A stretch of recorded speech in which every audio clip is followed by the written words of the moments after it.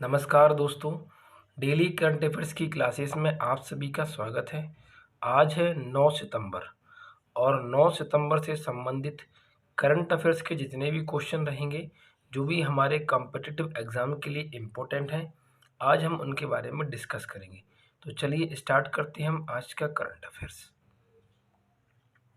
आज के current affairs का पहला प्रश्न है, हाल ही में किसने शिक्षकों के लिए निष्ठा 3.0 एवं विद्यांजलि 2.0 पोर्टल लॉन्च किया है?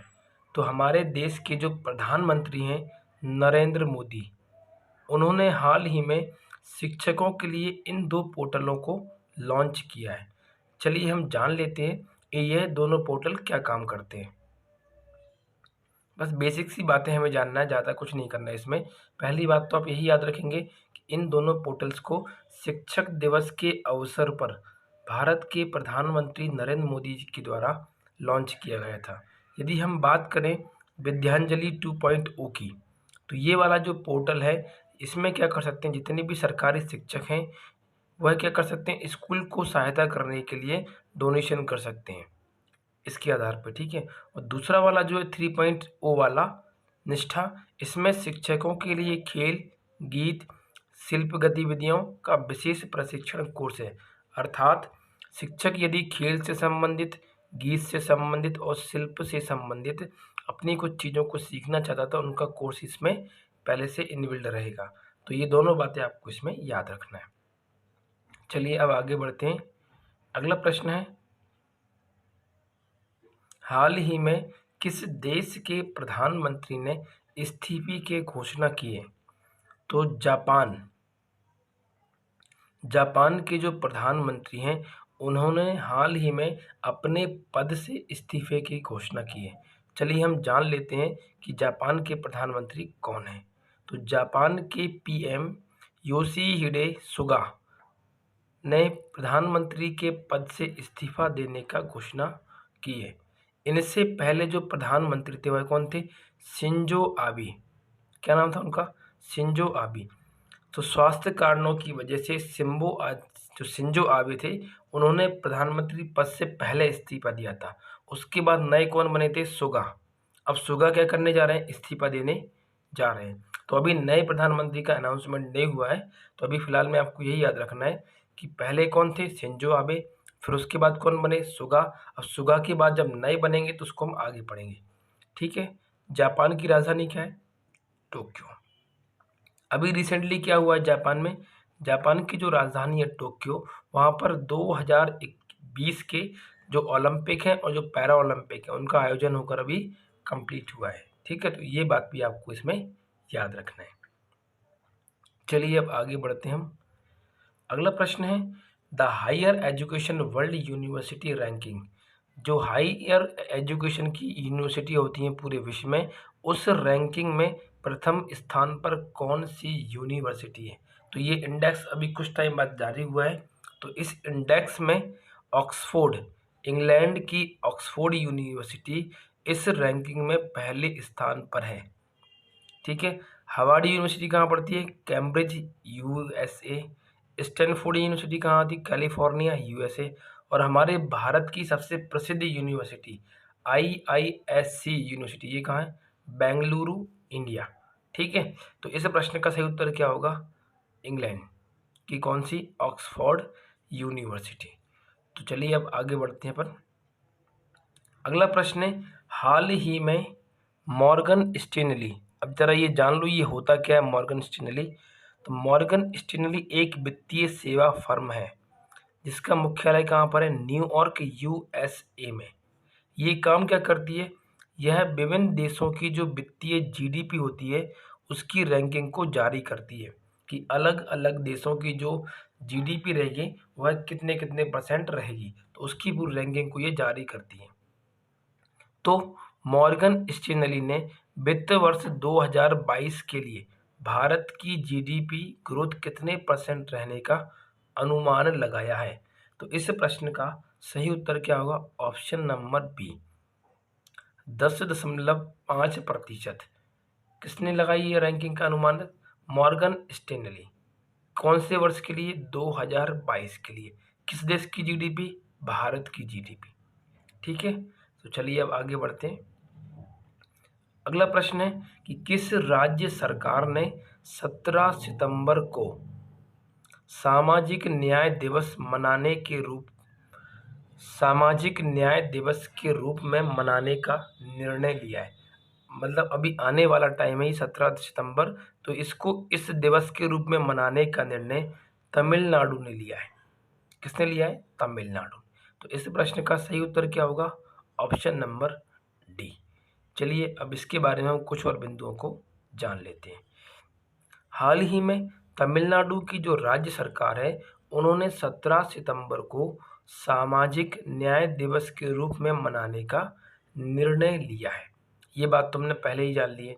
दूसरी बात क्या है कि यह दिवस ईवी रामासामी पेरियार की जयंती की याद में मनाने का फैसला लिया है। तो आपको ये बात भी याद रखना है कि 17 सितंबर को इनकी जयंती पड़ती है, तो इनकी जयंती की याद में तमिलनाडु राज्य में सामाजिक न्याय दिवस 17 सितंबर को मनाने का निर्णय लिया गया है।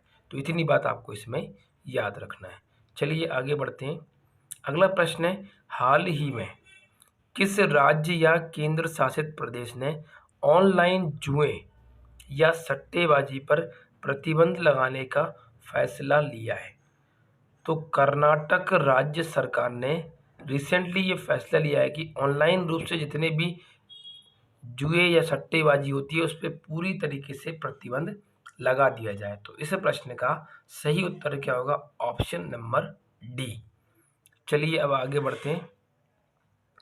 अगला प्रश्न है, 7वें Yamin Hazarika woman of substance award से किसे सम्मानित किया गया है? तो नमिता गोखले कौन है? एक लेखिका है, राइटर। इन लेखिका को 7वां Yamin Hazarika woman of substance award दिया गया है। और ये कौन से वर्ष में दिया गया है? 2020 का दिया गया है। कब?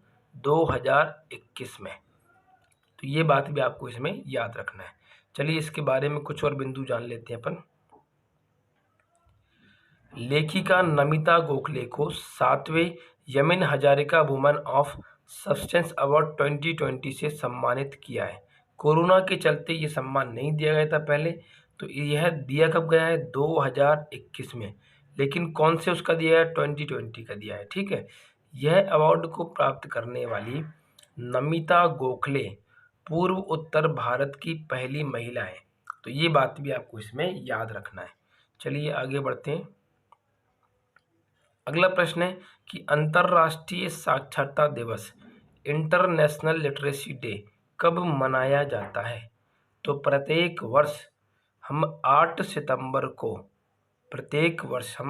सितंबर को अंतर्राष्ट्रीय साक्षरता दिवस मनाते हैं। तो इस प्रश्न का सही उत्तर क्या होगा? Option number C. चलिए आगे बढ़ते हैं। अगला प्रश्न है, 13वें ब्रिक्स शिखर सम्मेलन की अध्यक्षता कौन सा देश कर रहा है? देखिए, इस सम्मेलन की जो अध्यक्षता है वह आज के दिन ही हो रही है। आज कितना तारीख है? 9 सितंबर। तो आज के दिन इसकी अध्यक्षता की जा रही है। इसको होस्ट कौन कर रहा है? भारत। भारत में कौन करेगा? भारत के जो प्रधानमंत्री हैं नरेंद्र मोदी, वह इसकी अध्यक्षता करेंगे। और होस्ट भी कौन कर रहा है इसको? इंडिया। तो यदि आपसे प्रश्न पूछें कि 13वें ब्रिक्स शिखर सम्मेलन 2021 कहाँ होस्ट हुआ है, इसकी मेजबानी कौन कर रहा है? तो भारत। आंसर क्या होगा? इंडिया। अध्यक्षता कौन कर रहा है? भारत के प्रधानमंत्री नरेंद्र मोदी। चलिए ब्रिक्स के बारे में हम कुछ और बातें जान लेते हैं। सबसे पहली बात यही याद रखना है कि प्रधानमंत्री नरेंद्र मोदी आज 13वें ब्रिक्स शिखर सम्मेलन की वर्चुअली तौर पर अध्यक्षता करेंगे। मतलब कहीं मिलेंगे नहीं, इंडिया नहीं आएंगे, सभी लोग वर्चुअली ये मीटिंग कंप्लीट कराई जाएगी। 13वें ब्रिक्स शिखर सम्मेलन की थीम क्या है?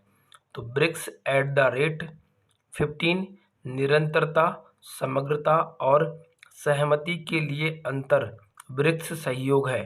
तो ये 2021 के ब्रिक्स शिखर सम्मेलन की क्या है? थीम है। तो ये तो आपको इसमें याद रखना है। अब इस बैठक में कौन कौन भाग लेगा? तो इस बैठक में ब्राजील के राष्ट्रपति भाग लेंगे, इनका नाम क्या है? Jair Bolsonaro. दक्षिण अफ्रीका के राष्ट्रपति सिरिल रामाफोसा, रूस के राष्ट्रपति व्लादिमीर पुतिन और चीन के राष्ट्रपति शी जिनपिंग इस वर्चुअली मीटिंग में भाग लेंगे। ठीक है, और इंडिया इसको होस्ट करेगा। चलिए और हम ब्रिक्स के बारे में बातें जान लेते हैं। यदि ब्रिक्स की हम बात करें तो सबसे पहले इसकी स्थापना कब हुई थी? 2006 में। जब ये पहली बार बना था तो इसका नाम क्या था? Brick, BRIC। ब्रिक मतलब B मतलब ब्राज़ील, R मतलब रूस, I मतलब इंडिया और C मतलब चाइना। अब पहली बार ये कहाँ कराया गया था? 2009 में रूस में इसकी पहली बैठक कंप्लीट कराई गई थी। आगे जब टाइम बढ़ता गया तो वर्ष 2010 में दक्षिण अफ्रीका इस ब्रिक में शामिल हुआ, तभी से इसे ब्रिक्स कहा जाने लगा। मतलब पीछे दक्षिण अफ्रीका का S सिंबल आ गया, तो वहाँ से क्या बन गया? South Africa. तो कितने देशों का समूह बन गया ये? 5 देशों का। पहले कितने देशों का था ये? 4 का, क्वाड। ठीक है, 4 को क्या बोलते हैं अपन? क्वाड कहते हैं। वर्ष 2011 में दक्षिण अफ्रीका ने पहली बार तीसरे ब्रिक्स सम्मेलन में भाग लिया। प्रश्न आपसे पूछे कि दक्षिण अफ्रीका पहली बार ब्रिक्स सम्मेलन में कब भाग लिया? तो तीसरे ब्रिक्स सम्मेलन में। कब? 2011 में। अभी ये बात तो हमने पढ़ी ली है कि 13वें ब्रिक्स शिखर सम्मेलन की अध्यक्षता कौन कर रहा है? भारत कर रहा है। की थी नहीं आएगा, यहाँ पे भारत कर रहा है। ठीक है, इससे पहले भारत ने 2012 में और 2016 में भी ब्रिक्स की मेजबानी की थी। तो ये 3 बार हो जाएगा भारत ने इसको मेजबानी करते हुए, ये तीसरी बार रहेगा। ठीक है, चलिए अब हम इसमें जान लेते हैं अभी तक के जितने भी ब्रिक्स शिखर सम्मेलन हुए उनके बारे में हम इनको जान लेते हैं। अब तक के हुए सभी ब्रिक्स शिखर सम्मेलन, देखिए सबसे पहला किसने करवाया था? रूस ने। कहाँ पे होस्ट हुआ था? रूस में। सन क्या था? 2009। अभी कौन से नंबर का चल रहा है?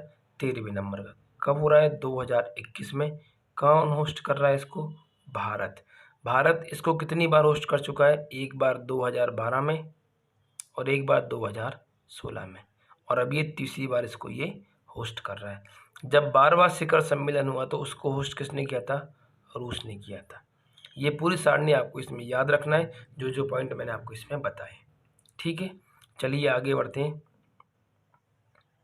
अब हम बात करते हैं कल के करंट अफेयर्स के प्रश्न का उत्तर। कल मैंने आपसे प्रश्न पूछा था कि विश्व नारियल दिवस, वर्ल्ड कोकोनट डे कब मनाया जाता है? तो प्रत्येक वर्ष 2 सितंबर को हम क्या मनाते हैं? विश्व नारियल दिवस मनाते हैं। ये आपको उत्तर लिखा हुआ है, प्रत्येक वर्ष 2 सितंबर को विश्व नारियल दिवस मनाया जाता है, क्योंकि अंतर्राष्ट्रीय स्तर पर नारियल की खेती को बढ़ावा देने के लिए हम इस दिवस को मनाते हैं। तो ये बात भी आपको इसमें याद रखना है। चलिए अब हम जान लेते हैं कि आज का प्रश्न क्या है आपके लिए। आज के करंट अफेयर्स का प्रश्न है कि हाल ही में किसने विद्यांजलि 2.0 एवं निष्ठा 3.0 पोर्टल लॉन्च किया है? तो 4 ऑप्शन आपके सामने, कमेंट करके आपको इसका आंसर देना है।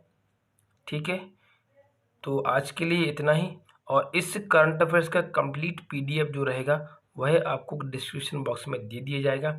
साथ ही यदि आप हमारे चैनल टेलीग्राम ग्रुप को ज्वाइन करना चाहते हैं तो इसका डिस्क्रिप्शन भी वीडियो के लिंक में दे दी, इसका लिंक भी वीडियो के डिस्क्रिप्शन में दे दिया जाएगा। और आप हमारे चैनल पर नए हैं तो हमारे चैनल को सब्सक्राइब कीजिए, वीडियो को लाइक एंड शेयर कीजिए। तो आज के लिए इतना ही, मिलते हैं हम करंट अफेयर्स की एक नई वीडियो में। तब तक के लिए नमस्कार, धन्यवाद।